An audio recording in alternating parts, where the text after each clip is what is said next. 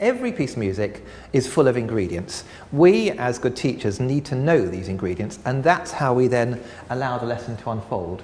It's much more effective if we can teach a new piece, or the ingredients for a new piece, to a pupil without actually referring to the dots themselves. So here is an example piece. So have a look at that for a second, and it's a little clarinet piece, and then I want you to suggest what you think the ingredients are. And it's fairly obvious, but shout out ingredients. Staccato. Okay, staccato is one. Legato. Legato. Groups of two quints. Yes, different rhythmical groups. And finally, the character. And there are some words that may describe the penguins taking a stroll. And it's also very important that we have in our minds some particular words and some particular ideas about the concept, about the character of the music. So, what's going to happen is that we are going to use those ingredients as a starting point for oral work and concept development. Perhaps we want to develop C major, the scale. It's really important that pupils can play the scale of the piece they're playing. If they can't do the whole 8 notes, they can do the first 5 notes. And if they can't do the first 5 notes, they can do the first 3 notes. There is no pupil anywhere in the world that can't do the first 3 notes of the scale of the piece they're playing, even if it's really complicated key. We're not putting them through that. We are saying, here are some interesting activities based on the ingredients of the piece, and you will be able to do these things because they're not difficult, they are not going to challenge you. And then we are going to build gradually, adding more ingredients as pupils are able to do so. What we do as teachers is we go from A to B. A is where our pupils can't do something.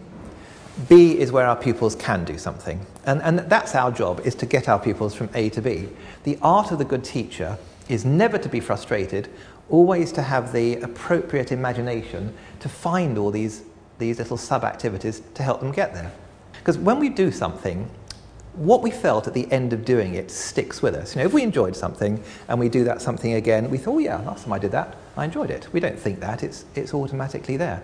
With tonality, let's actually establish the tonality. Let them sing, for example, the tonic note, which is probably going to be the first note of this little tune, and probably going to be the last note as well. There was no sense of doing that at all. Kind of using perhaps graphic movement, so you play something to a pupil, and they're just kind of flowing along. If it goes up, they go up, and if it goes down, they go down, to see that there is a connection being made in their minds between the shape of a melody and what's in their mind, actual physical shape. It's a great way of showing that someone is responding to pitch in a very physical way.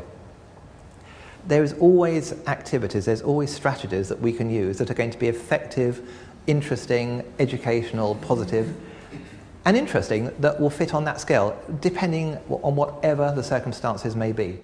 We've got a piece of Brahms here, it's an intermezzo, and let's just explore just the openings. So, would you mind just doing a few bars? Yeah.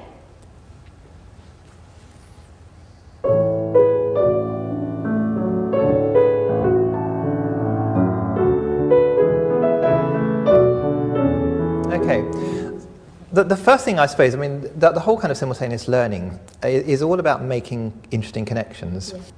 So let's just play this, the very first chord, just trying to create a Brahmsian kind of tone quality.